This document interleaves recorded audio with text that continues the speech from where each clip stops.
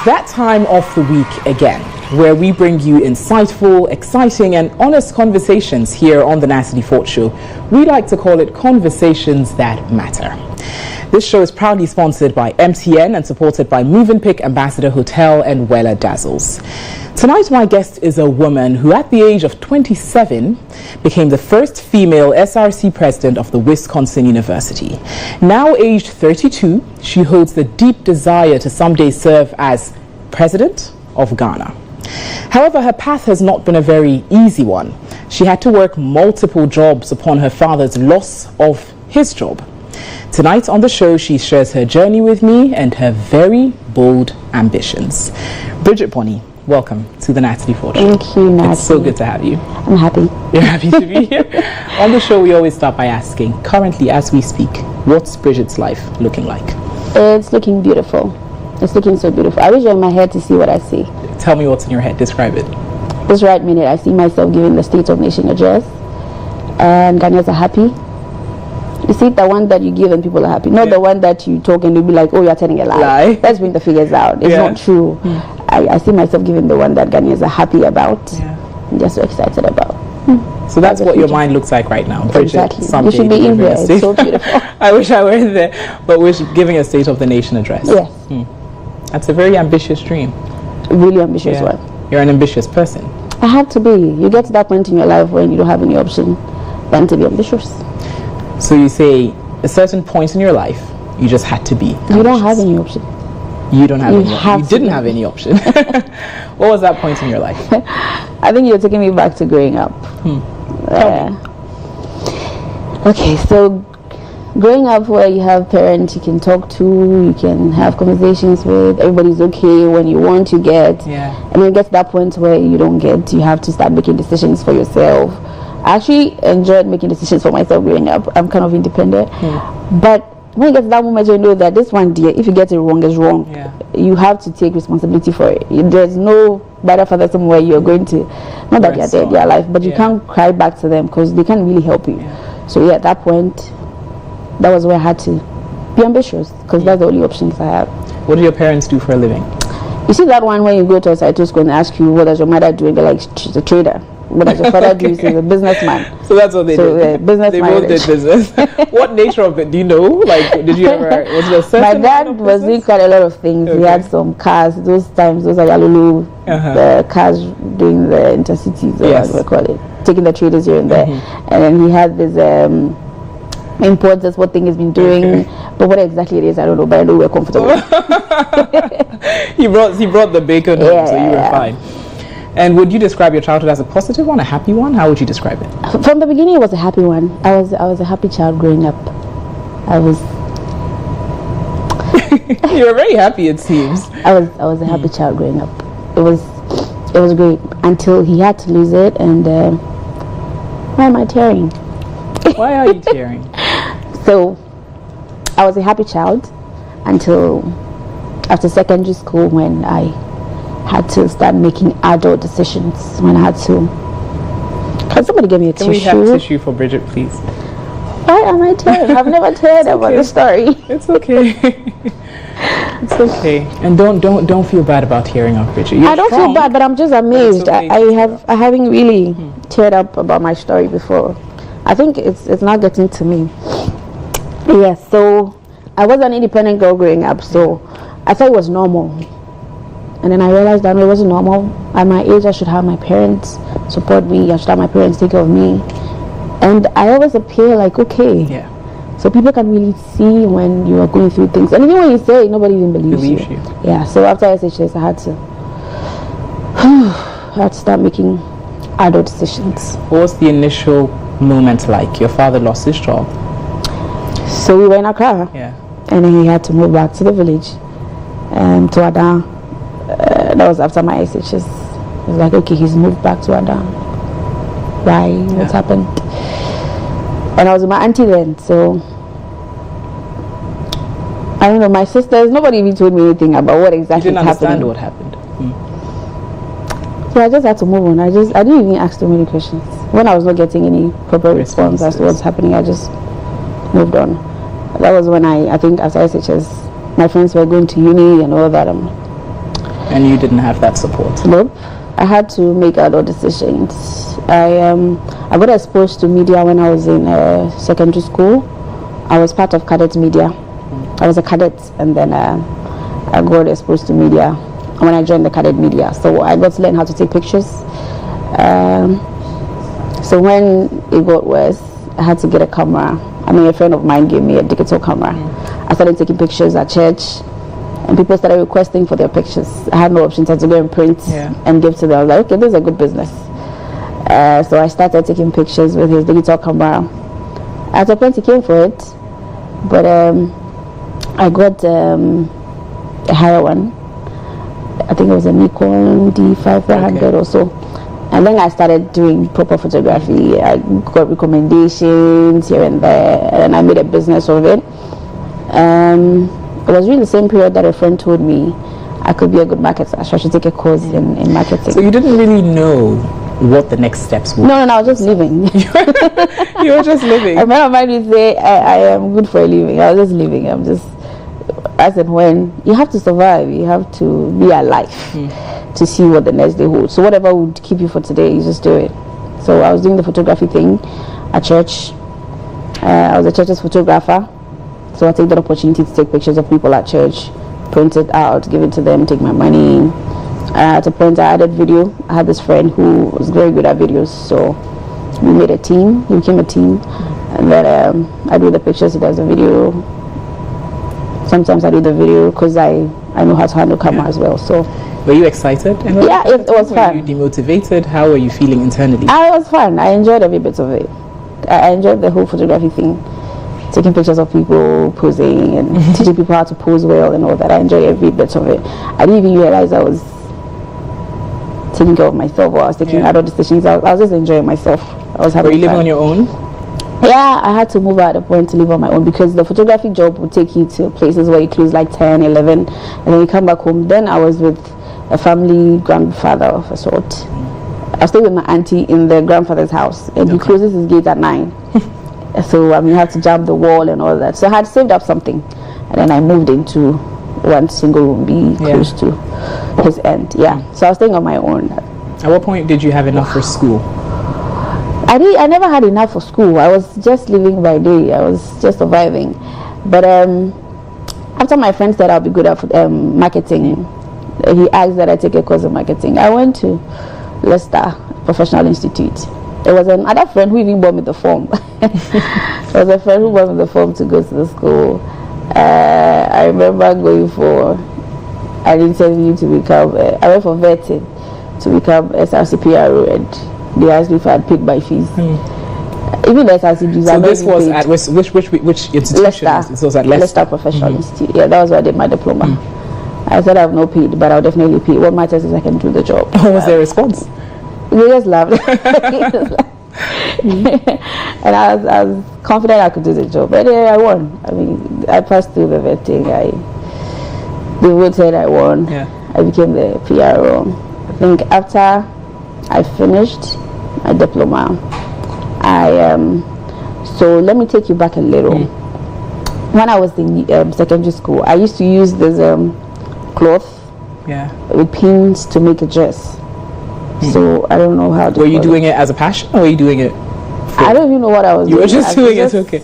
Comes to me and then I do it. So you see those aquaba things they do, and they'll dress people. Mine was more modern. So I could make different styles from it. So I started from secondary school, and then when I started my diploma, and then I had to survive. Before I started my diploma, and I had to survive. That was what I was doing. I worked to studios. I told them, this is what I've been doing in other studios. If you need my service, you can call me. I'll come and dress the people up for you. I had never done that anywhere. It was only in secondary school. I haven't done it in any studio. But I told them, we're like, oh, the pictures are nice. I did some, they saw it. It's like, okay. So they started calling me to come and do the designs for people. My pastor's wife would get some models, call me. She sells them cloth. So I use some of the cloth to make dresses. So it's like designing, but you were using pins. Pins, I do know how to sketch and all that, but I could use the cloth to make the dress on the person. So I did that. She would take pictures to model her clothes and all that. I got some money. Then they were like, okay, since you are good at designing and all that, why don't you just go and learn how to sew so that you can become a designer or something. And so you did. I said, okay. So the person who said it going to be a machine to go and learn how to sew, I got there. She was supposed to teach me within 6 months. You know, I was still doing my photography alongside. So I went there, and she was supposed to teach me how to sew. But she was focusing more on the sewing than, you know, the cutting and stuff.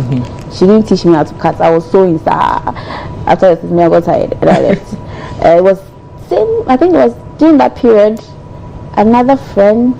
I have a lot of. God bless all my friends. Your friends. It seemed as though your friends and they nudged you towards the direction you should go. See, God gives His toughest battle to His strongest soldiers, and whatever God puts you in, He will provide helpers for you. I mean, I think God is playing some game with me. He's put me on the field, and He's just letting people sort of help to order you. If I try to recollect how my life has been, it's been one person here or the other. I mean, people just coming. Someone will just give you a piece and then he will leave. Another brings the piece. So there's this friend of mine, Daniel, who used to work with Airtel. And the day he came, NATALIE, it was one of the worst days. The day he came, when you say the day he came, the day he called me, and came over to my place. It was one of the baddest of days. Like I was extremely broke. You know, photography business, you normally get contracts. It's not a regular thing. Yes. I was broke. I didn't have money. I was so broke. Like, nothing. And I remember my single room. I mean, if my bed is here, you just have some small space. So I was just sitting there and I was like, hey, God. What's his next? What's that? I was just talking to God. And then he called me. I was like, Bridget, how are you? I said, oh, I'm fine. I need, where do you live? Where do you stay now? It's like, oh, I'm coming over. Okay. Daddy came over. I was like, oh, so what's up? I started telling Daniel about my life and everything. How I had to, you know, after my diploma, I said, well, let me go and charter and become a chartered marketer. So I went to UPSA. I started, the fee was in pounds. I stopped. I dropped out. You didn't have enough. So I told him, I didn't have enough. I told him, I was like, you the way you talk, you'll be very good with media. Why don't you take a short course in radio and TV presentation? I was like, where? Like, okay, try JJ. So he sorted out, gave me money. He paid for you to go. He paid for me to go. He gave me money to take on myself. I think he even got me some groceries that day. And I even launched this. I just remember, I even launched a song from that. Because it was like, Charlie, when you with you, I just had nobody. No I didn't know who I was going to call. Who am I going to call? I mean, nobody. So he just came through for me. I was like, God, this is an angel of sorts. I mean, God is good though. So at that point when he paid for you to go to GIJ, I went. You went. You took a course. And there was let me tell you a short story. When I got to GIJ for the first day, the lecture was late. I was also late, and everybody was seated. So when I got to the class, like, hello, good evening. My name is Bridget Bunny. I'll be your facilitator for today. Please get settled. They believed you? They believed me. What led you to do that? I don't know. I'm like that. I don't know. Impulsive of sorts. Yeah. So everybody they got this. I was like, okay. So I don't know what I was going to say, but I would definitely have said something. And then the facilitator entered. I was like, okay, this one looks old. I think he's the one. And I went to sit by my friend. Okay, so I had a friend in the class, Tracy. Tracy was sitting there. She was just laughing. So of course she knew you. She knew me, so she was just laughing. And I went to sit by. Everyone was like, that must have made you very popular at this time. So when the man came here, it was like we did a class rep. It was like, and it was to the class rep. So automatically I became the class rep. No, I think somebody said they should vote. There's always that one person. They voted and I won. And then I got a deputy, John. And you got a deputy. So what was the lecturer's response? He liked it. He liked it. I remember when I was giving my speech after the program and everything. He was like, GIJ has made you. I was like, it's a lie. I was already made. So it went well. It went well. Yeah. At what point did Wisconsin University come? So after the diploma, I went to do my internship with a TV station, a radio and TV station. And then during that same period, I got a contract. They wanted me to stay, but I heard that place they don't employ people. You can stay there for years and you won't be employed and all that. I was like, okay, now I don't have time. I had got a contract then to shoot a documentary for a company, so I left to go and work on that. It gave us some good money. Yeah. So that was where I decided. So for Wisconsin University, you handled your feet. You were financially able to. I was not financially able. Somewhat. I still had some friends that I still. Yeah. I mean, there were people supporting. Yeah. I was doing the major part. Were you in touch with your parents along the? Oh yeah. We always talk, and I tell them I'm going to do this. My dad will be bragging. Hey, my dad is like, yo, we are not paying it. Did you ever feel like he's not in the position to brag? He should, but he always brags. But he always brags. And I think I'm okay. You're okay with it. But did it ever just trigger in you that you're not even contributing? Oh yes, I always tell him you're not contributing anything, so stop jubilating and all that. But he still contributed to somewhat when you were a lot. Oh, when I was growing up in younger age, those ones he did. I mean, even if he had let me at that age, I don't know what I would have become. I don't know. No, he's still my favorite guy. He's still my favorite guy. Now, how about Wisconsin? Wisconsin is where you took up this position as first female SRC president. Yes. How did that go? So by the time I was going to university, my colleagues I completed SHS with were already done. So I went to level 100 in 2015. In 2015, I got to uni, and then I was told no female had ever become SRC president. I was like, how? Yeah. No female has ever. I mean, at least someone should try and lose so that I would say, okay, the person went and lost. But never. Okay, me, I'll go. So wait, you just chose to take up this position because you had been told no woman had to. It doesn't make any sense. Why? You just wanted to what? What was your goal? I didn't like the fact that no female had ever attempted to become a SRC president. Is it that they were not qualified? Is that they were scared? What was it? Let me just give it a try and see. So I set 2 goals for myself. To become a SRC president and then graduate with the first class. Did you get them both? No. You were close. Yes, I was close. So I got the SRC. So because of the goal I set for myself, in level 100, I started engaging in SRC stuff. And then I was made the deputy intercom chairperson, which got me more closer to students. Level 200, I got the same position. And at level 300, this is the moment. But it wasn't an easy one. It was one of the toughest. Your passion for politics began then? Yeah. Your passion for politics? Yeah, I was following politics, but I was not too active. But that's when it really began. Where everything. So we'll talk about your passion for politics and your very bold aspiration to become president of Ghana. Stay with us on the Natalie Fort Show.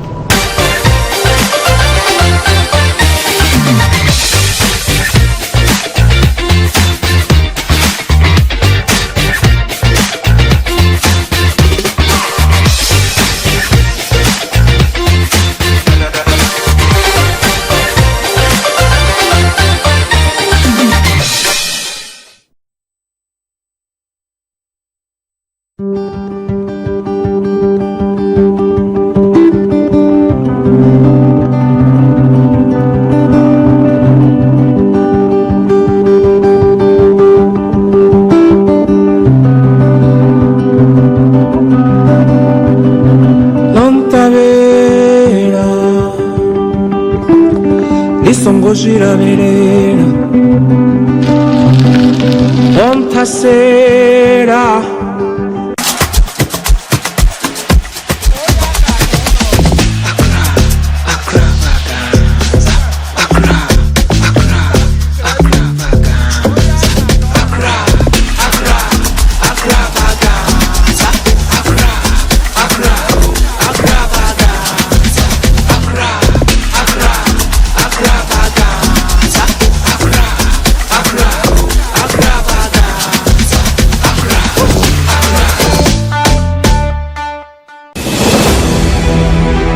The EIB Election Hub is back, stronger and bolder than ever. Across every corner of the country, our reporters are there, armed with one mission: to deliver minute-by-minute updates that will leave you craving more. In this edition, we'll cut through the noise, challenge conventional wisdom, and present you with nothing but the raw truth. Experience the adrenaline rush as we unravel the intense campaign trail. We'll capture every electrifying moment, every fiery speech. Professor Jambafo, Honorable Osafo Mafo, Kendo Foriata. They finished us. And every game-changing maneuver.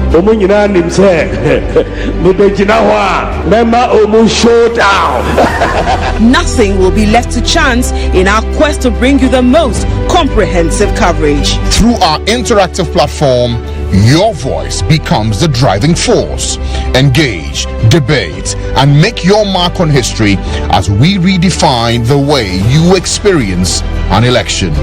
Welcome to the revolution in election coverage, your passport to excitement, truth, and timely information. EIB Election Hub. Credible, compelling, and comprehensive election coverage on TV, radio, and online. Ghana, are you ready? The biggest comedy show about hit G. Oh yeah, the man himself, the man of many characters, the master of impressions and mimics, Lexi the Comic. I say, I witnessed comedy shows, but this one is it. The ECOWAS problems crown Osiawa.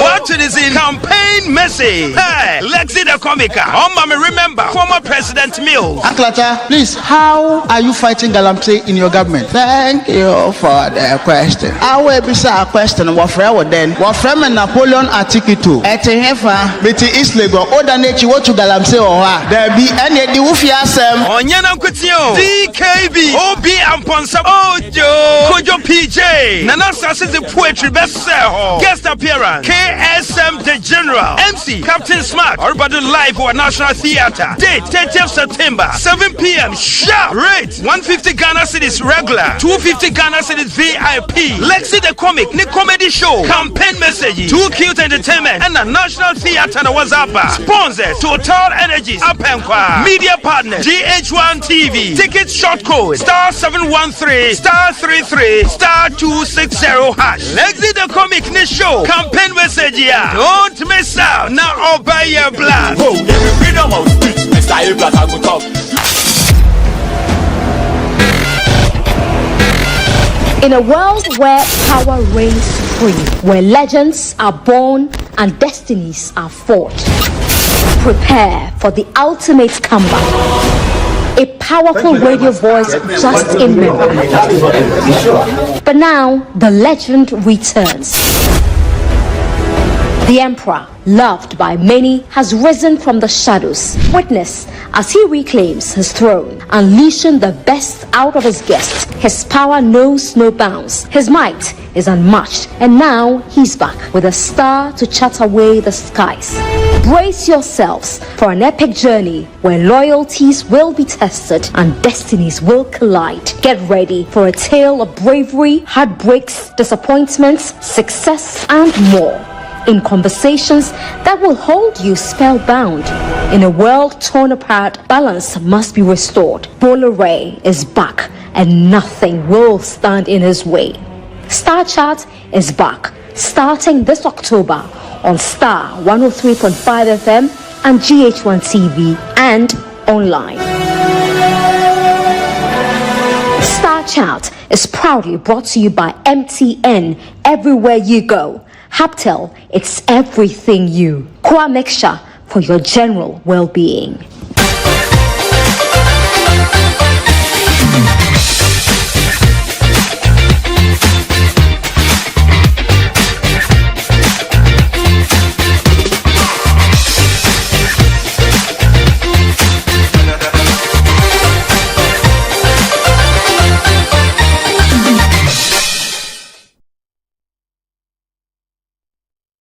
Welcome back to the Natalie Fort Show. I've been speaking with Bridget Bonnie. Bridget, you've spoken about your childhood journey and then eventually getting to Wisconsin, serving as first female SRC president, and that birthing the passion for politics. At what point did you realize that the political field is a field that you want to play in? It wasn't me. It was through somebody. It's always through somebody. So I'm still becoming SRC president. I had this friend like, you're good at this politics of a thing. Oh, you handle it so well. Like, you didn't have money, but able to pull through this, able to do this. You should take this politics thing serious.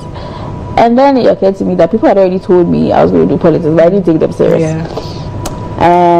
So yes, I didn't even start right away after uni. I was just in there somehow. And then a friend of mine was discussing. I think he came up with the idea. He was like, Bridget, I had this concept. I need you to own it. So he shared the concept with me. I thought through it. I wasn't so convinced. What was the concept?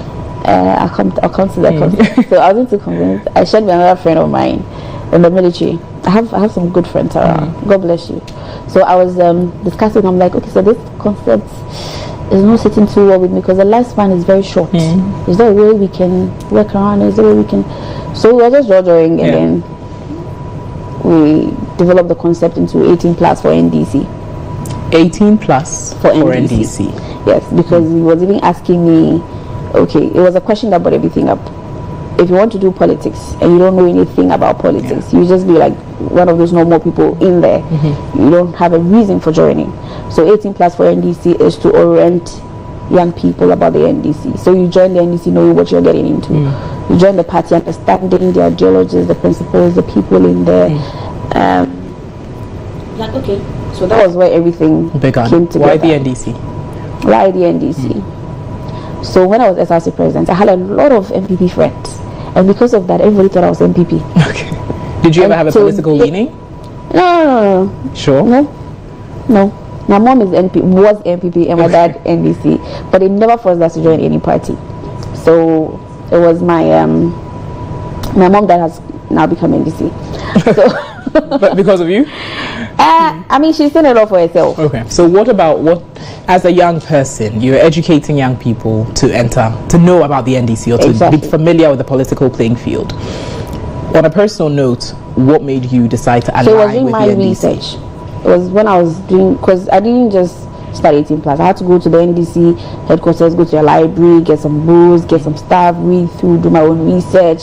Because if you're going to educate people, you need to know them. Be educated. I got to understand the whole party. I mean, even though I had been more like a sympathizer of the NDC somehow, I didn't know much. So after educating myself and getting to know, I was like, this is the place for me, because I've seen a lot of young people thriving in the NDC. You have the JFs, you have the Democrats, you have quite a number of young people doing excellent stuff in the NDC. And if you look at the NPP, I have some friends there. They are still there where they are. They are not. I don't think they're even ambitious enough to want to rise through, because the system doesn't even permit you. It doesn't. I think the system is too bureaucratic. It is. Their system is bureaucratic. But with the NDC, I mean, when I started 18 plus for NDC, every system has procedures. They have hierarchy. You just pass through. It's not tedious. It's not difficult passing through the hierarchies. I did that, and here we are. I'm okay. Nobody's stressing my life.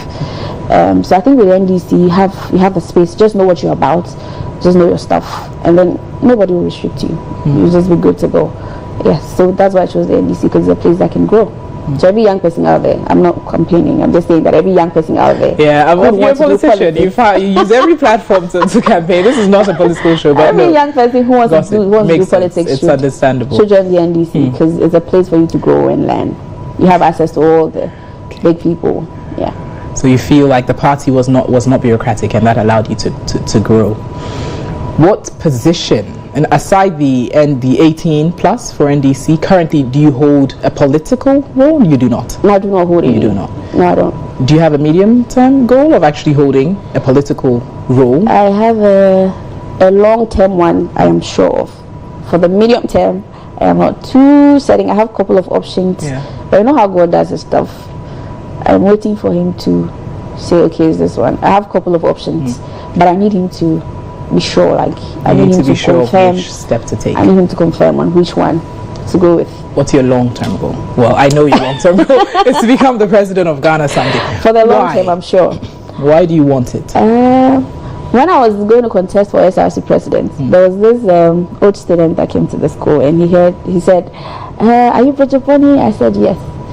I heard you want to go for SRC president. I was like, "Oh, you heard right? Yeah." So it means when you win, you become the first. I said, "Yes." So what if you don't win? The story will be different. A female went and she lost. Not that no female has ever become. It's like, oh, I see. Like, okay, why do you want to go? And I said, I need the power. You need the power, was your response? Why do you need the power? So when I was deputy chairperson, there were a couple of complaints, grievances from students that needed to be resolved. And as the president did nothing about them. I don't know why, but maybe he felt whatever his reason is, I don't know why he didn't do them. That was in level 100. In level 200, the same thing happened. So students bring complaints, you go and report to him. Okay, they were not resolved. They were not resolved. They didn't really pay attention to them. So I was like, the only way I can do these things is when I have the power. So to you, the power is to solve the problem. Yes. That's when I get the power, then I can do what the people want. You are serving people, and it's what they want that you do. So if you're not doing it, and I keep complaining and you're not doing it, then let me get the power, and then I can make it happen. So first of all, it was because no female has ever aspired for the position, so let me just get it. And then I got a better reason. Do you like to prove people wrong? Do you like to just, not intentionally want to prove you wrong? Yeah? I don't come like I want to prove you wrong. I think my whole life is about just doing stuff. I just want to do it. You are secondary. Whoever it is secondary, but I want to do it. If I just want to try. No, I want to. If I put my mind to it, I make sure I get it. I'm determined like that. When I put my eye on something and I want to get it done, unless I'm not interested. If I want to get it done, I'll get it done. It's like setting records motivates you. I think the busier I am doing things, the happier I am. The happier you are. So I like to set targets and achieve them, and I'm happy. You really believe that you'll be president of Ghana? I would definitely, unless God invites me home, and I don't think he would do that. He would have to wait till I'm that. Yeah, I believe I will. But what does it take to become president of Ghana? Tell me. You're on the path. You should be a Ghanaian, and I'm a Ghanaian. You should be in a particular age range. Yes. I will get there someday. You will. Mentally stable. I'm not mad. I'm only mad. I'm okay. I mean, aside those reasons that which we're all privy to, which are somewhat the basic things that would allow you to serve as president, what does Bridget Bonnie, what do you really have that's very different? What do I have? Yeah. What do you think you possess that is different? So when I was going to do my master's, I was contemplating whether I should use the money to, because by then I had lost my job. The company I was working with folded up. So I was contemplating, should I use the money to continue my 18 plus, because I was funding everything myself, or I should go to school. And I'm like, where we've reached with 18 plus, I don't think we can stop. So let me continue with 18 plus. This is somebody thinking about the future of others, the detriment of my education. This is somebody focusing on other people. I believe I don't need too much to be happy. I'm okay. I'm 32 years. So people will say, okay, when you grow and you get the money, you will change. I've grown. I've seen money. There's a point where I didn't have money. There's a point I had money. I've been able to live. I've been able to survive through it. And I'm a people's person. I'm people oriented. And my whole life has been about people. So I don't think I would get there and I would want to leave the people. We've seen people come to government, misuse our monies. I don't think I'll do that. That's most of them didn't think they will do that at the get. Pardon? Or they didn't say they will do that. They didn't say they will do that. Yeah. Oh, they didn't say they will do that, but they ended up doing it. You don't think you will be affected or changed by looking the system? Looking at the life I have lived over the years, I don't think any system can change me. Yeah. But I still pray though, because if you're not there, you can't tell what's there. Tell. So yeah. But as an individual, you hold your moral compass quite high. Yeah. Do you have other aspirations outside of politics? You're an ambitious woman. Do you have aspirations to someday get married, to someday have children? Because you have shared that you don't. I want to have kids. I want to have 4 kids. 4? I'm the 4th girl. 4 is like my favorite number. So you want to have 4 kids. I want to have 4 kids. I want to have twin and then single or single twin. Single. I like how you're saying like you pick them in a store or something. Yeah. Okay. You want to have 4 kids and you would want to get married as well. I would want to get married. I want to get married. Have you had difficulty in that field as a strong, ambitious, somewhat an alpha female? To date and to settle down. God help me. So it's been really difficult. Yeah. With men. I haven't really had it easy with men. I've had some good men come my way, but I think just a handful for some of them. Yeah. They don't understand you? Some try to, but at the point they get tired. I understand them. Yes, quite a number of them come around and they get tired at a point, and we have to move on. But I'm hoping soon to meet somebody. Yeah. And definitely I'll have my 4 kids. And you will have have your 4 kids, and you think they'll be able to deal with you with everything. With maybe being a second, a gentleman of the you see, the whole second, the first gentleman thing is one of the things they don't like. They don't. I remember one of them. I was having a conversation with one of them. It was like, so you when you become president, I'm going to be president. What is That's what he said. I was like, what is that thing? This was a Ghanaian. Okay. Maybe when I go out of the country, I'll find somebody who can understand. I was like, so you when you become president, I'll become first female, the first gentleman. Like, He just can't take it. No. Maybe he's just one out of the million. Let's wait and see. Maybe somebody will be okay with that. It will come along the line. What's wrong with that? What's wrong with that, huh? We've also seen Kamala Harris. Yeah. And the husband, I saw him, was so supportive. When he came to Ghana, he was, I mean, he could sign her to, when the air blew her hair, like. She seems very comfortable. And then she would do, I mean. Yeah. I'm still waiting. Let's see if I find that man. Yeah. Still waiting. So what are you doing now professionally? You with the NDC, you've got your charitable project. What specifically on a day-to-day does your life look like? So I'm a digital marketer. I used to work with a company but folded up somewhere last month. But even before then I had some clients I work for. I do some consulting stuff for some companies. So that's what I do. I mean, when I came in earlier, if you noticed, I was on my phone all throughout. I'm here to attend to some work stuff. Yeah, so I work every now and then wherever I am. And because of IT technology and all that, it's easy to do remote stuff. Yes. And being a digital marketer is sufficient enough income-wise for you to work on this political stuff and charitable stuff? I'd imagine it might be quite. It's not for the charity side. I have some good friends.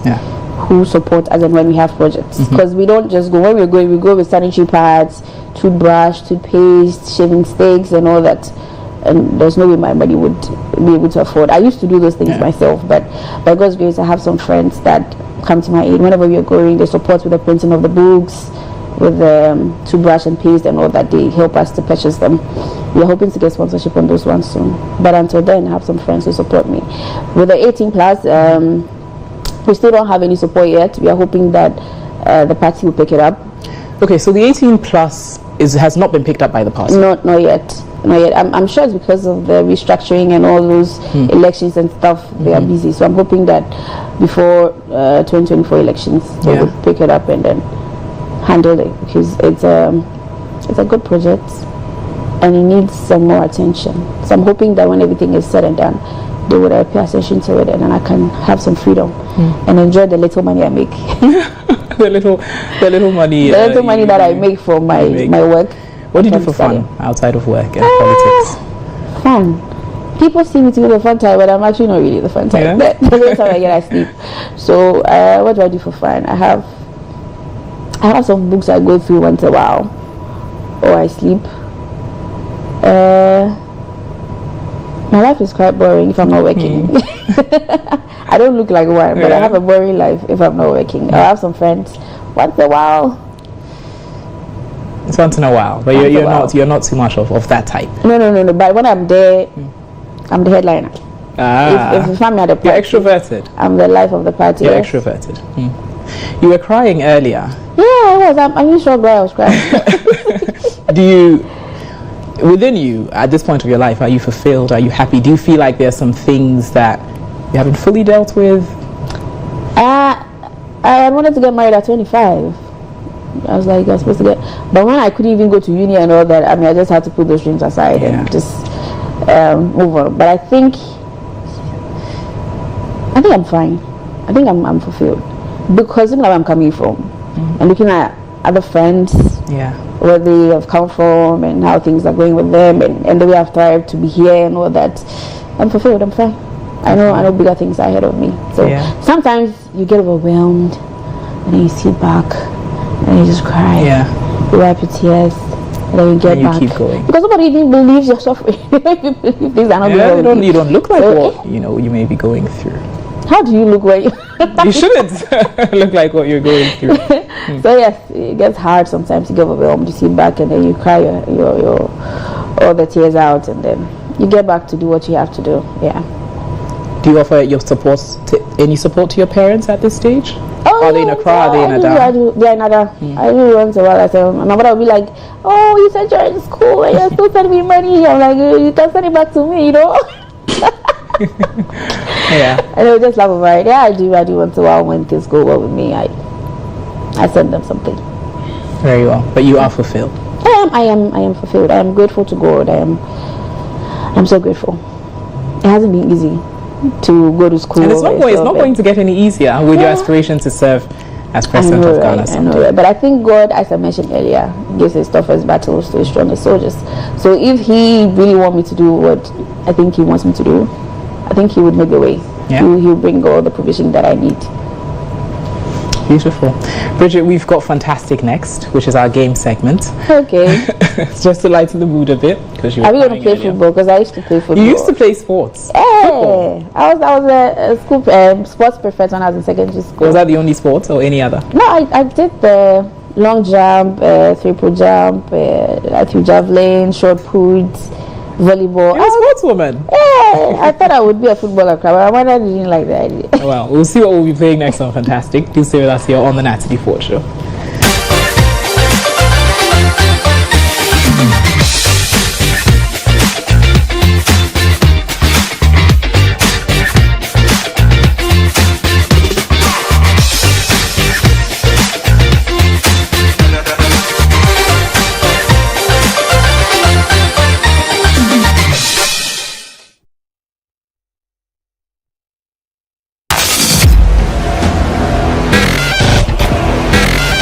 In a world where power reigns supreme, where legends are born and destinies are fought, prepare for the ultimate comeback. A powerful radio voice just in memory. But now, the legend returns.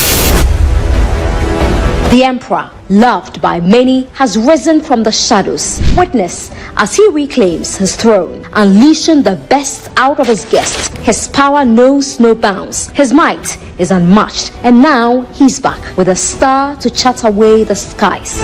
Brace yourselves for an epic journey where loyalties will be tested and destinies will collide. Get ready for a tale of bravery, heartbreaks, disappointments, success, and more.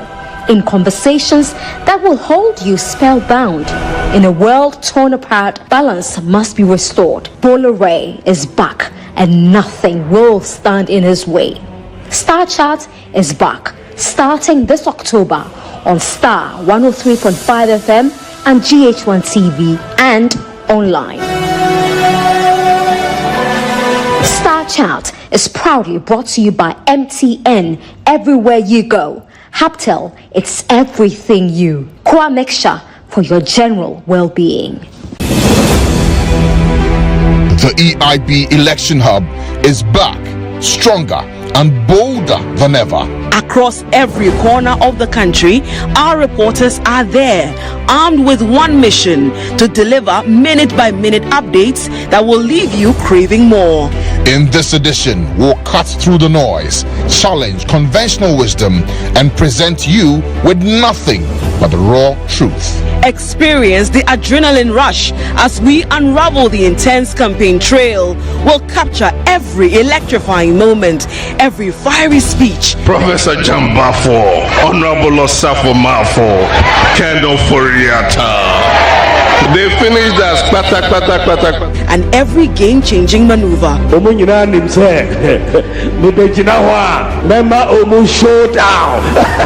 Nothing will be left to chance in our quest to bring you the most comprehensive coverage. Through our interactive platform, your voice becomes the driving force. Engage, debate, and make your mark on history as we redefine the way you experience an election. Welcome to the revolution in election coverage. Your passport to excitement, truth, and timely information. EIB Election Hub. Credible, compelling, and comprehensive election coverage on TV, radio, and online.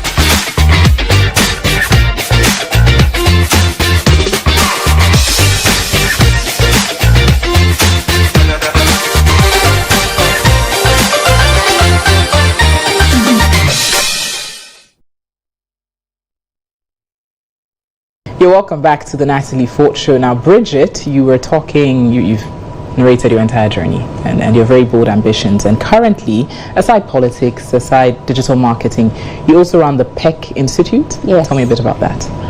So I started the institute, I think on my 30th birthday. I launched it on my 30th birthday. It was already working. We were already working, but I launched it officially on my 30th birthday. So I went to my village to visit my mom. And then I saw these young people walking about. There was your village is? Adan Cathedral. One girl came to buy from my mom. She owns some sort of a provision shop. So one girl came to buy from her, and she looked around like 15. She was pregnant. So I asked her, and she was like, "Oh, this one is even old." There are quite a number of them who are quite younger and they're all pregnant. They even have 2 kids and all that. I was like, wow. And I don't blame them because there's nothing inspiring in the village. I mean, if you're in a village where you don't see any nurse going to work, any doctor going to work, any lawyer, you don't see nothing inspiring. Nothing is inspiring. You only see people going to the fish, to the sea to fish. You see people going to the farm, to the markets.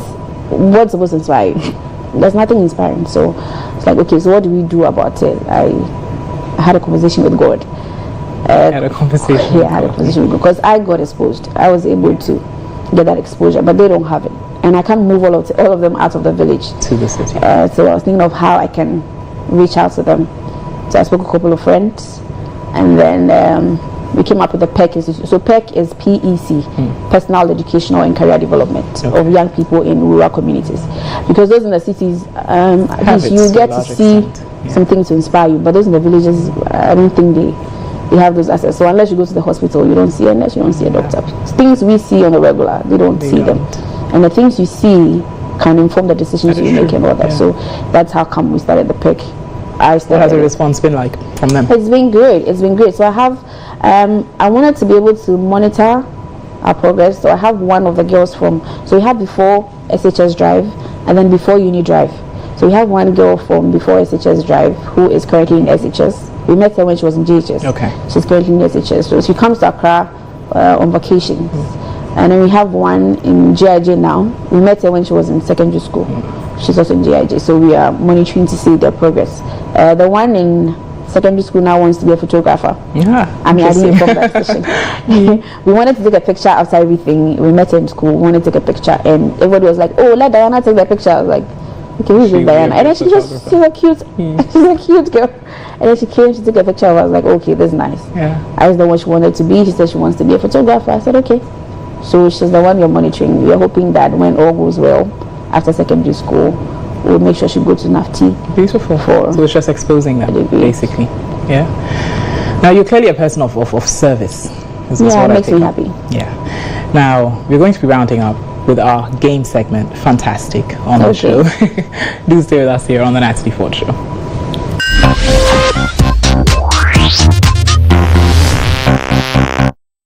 So you're welcome to Fantastic here on the Natalie Fort Show. Bridget, I know you're a sportswoman, but it was quite tedious for me to get a ball or something. But you're quite a sportswoman. However, we're going to play a game titled This or That. Okay, so I'm just going to say 2 things and you pick your preferred. Don't ask about my mom or my dad. Oh no, I'm not. You I would not ask that. No, I'm not going to ask that. So are you ready? Sure. Okay. Morning person or night owl? Oh, nights. Mornings are not. Night owl? Yeah. Yeah? Okay. Football, basketball, or tennis? Football. Football. Okay. Weekend, watching Netflix at home or out in town with friends? Sleeping. You don't have that. Okay, none. Lonely and wealthy or average with family? Average with family. Who would want that? You never know. Lonely. Who wants to be lonely? You will just die. They'll say the money will keep them company. No, it's so boring. You just have. Okay, so use your money to buy people. Nah. Let me be average and have family. Average with family. Perfect. Final one, and this one you give me a why. Buhari or Tinubu? We're not going to pick Ghanaian presidents because I mean, how can you choose between these 2 people? Well, tell me. Tinubu is in power. Tell me or something. Oh yeah, true. Add him. Buhari. Yes, so I'll go for that's a good one. Buhari, Tinubu, or Peter Obi? I'll go for Peter Obi. What's wrong with the 2 though? What's wrong with Buhari and Tinubu? Peace. I'm a Ghanaian. Elderly? I'm a person of peace. I don't like trouble. So why Peter? I like Peter because he brings in some new vibe. Yeah. He's people-oriented as well. I mean, sometimes you can't really tell, but that's what I have seen so far. And he's younger, He's younger. I presume. Yeah. And you're all about the youth in politics, so I get it. Thank you so much for being on the show. It's been a pleasure to have you. You're a beautiful soul. And we pray that all these aspirations come to pass. It'll be very exciting to see you as a female president of Ghana. I'd like to have you on one of my boards. Let's see what the future holds. Thank you so much, Bridget, for being on the show. Do stay with us here on the Natalie Fort Show. We've got Star Woman and Proud of My Hustle next.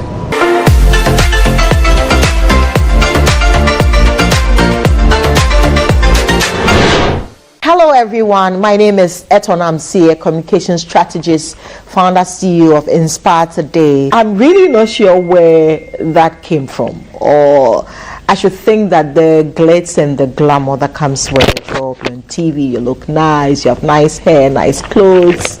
So people think that women in the media are rich. Very, very rich, and your pastor at work is expecting, at church is expecting, your family members, your siblings, everybody thinks you've hit some gold, and it's crazy. I think that would be the first misconception about women in the media. The second misconception is that women in the media are rude. And that's because, our job comes with a lot of reading, researching, so you're on top of your business, you speak with a lot of confidence. So people, if someone doesn't know you personally, they think you're rude, they think you are,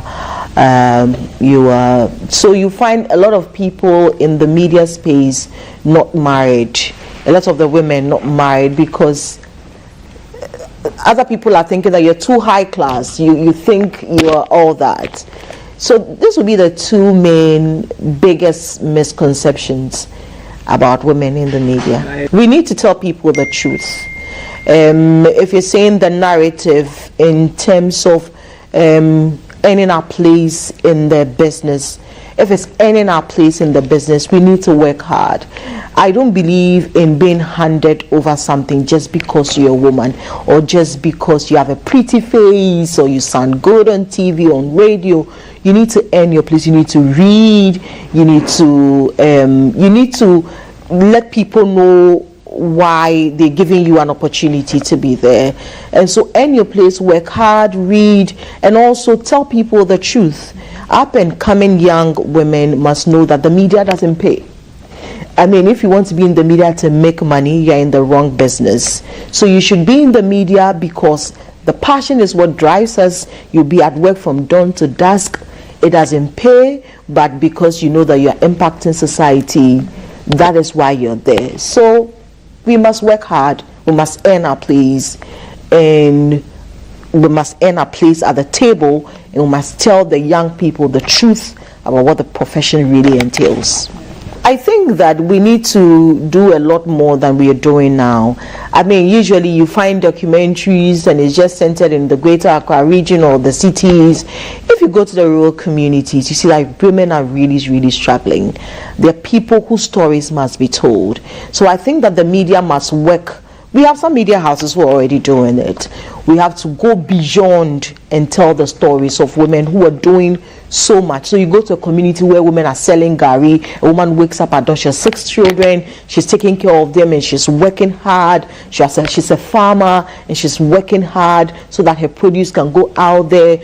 You have women who are doing excellently well, not just women who are sitting in the office, but women who are doing excellently well. And our stories must be told, and it must not be told only when we are marking International Women's Day. It must be told every blessed day. Oh, I'll say the biggest breakthrough for me was when I was put on the morning show. I didn't know how big that platform was until I was put on the morning show, because everything you say, let me use the court word, can be used against you in the court of law.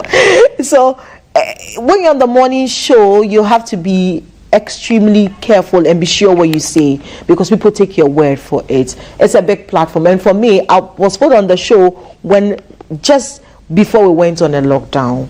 And so there were people at home, we had eyeballs. It gave me the visibility. Even up until today, people still remember me for being on the morning show. It's by far my biggest media breakthrough.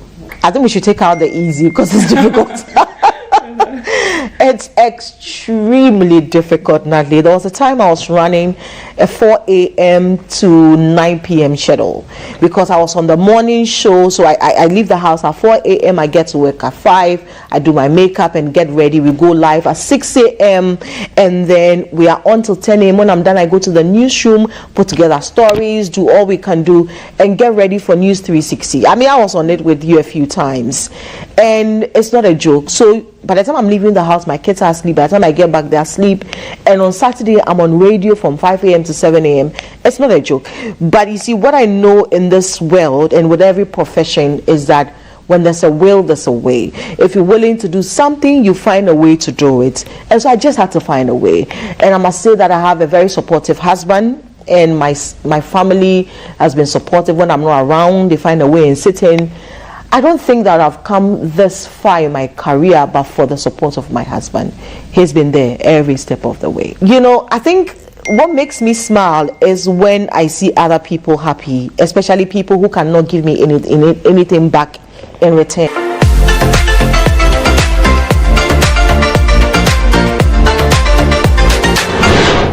Next on the NATALIE Fort Show, let's take a look at who is proud of his or her hustle.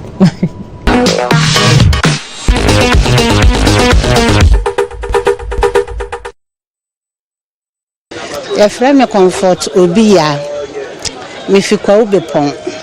Me buy a cry hatchet so many years. Me buy an ambassador bag Juma. Beginning on name cock. Like Yamiadum, they said, dear. A conca cranka. Me shall say, Anna. Let me get Uncle Yamiadum. Bag in moi, they say me firstborn or Polly, a friend of Daniel Sante. This year no call level 300. Me the bag, yeah. They are too soon, you know, they start a Sante. Or no so. Say, where we SS. I am me admon no so betuaso University. Nina bag, yeah. Yami Adam, bag, you man, ye. A do time of school for an echo. Ne drew bronya time. Yeto and there yeto and no woman and me cry and once on me to Yamedanka kakranka Yami Adam Edima bedru sat to me me guso toy the tenwan abwa me member and cran has it none me dan tua and your market and kitten money in our bag. Yeah, my name is Comfort Obia and I'm proud of my hustle. Many to make man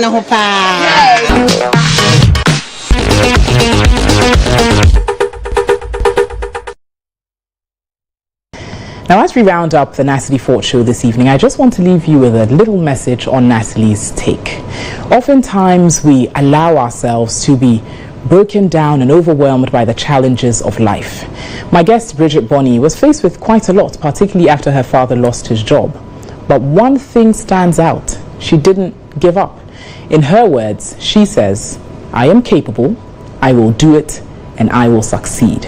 And that's what I want to leave you with tonight. You are capable, you will do it once you put your mind to it, and you sure will succeed. Thanks a lot for watching the NATALIE Fort Show this evening here on GH1 Television. Next week, same time, we'll bring you more conversations that matter. Have a great evening.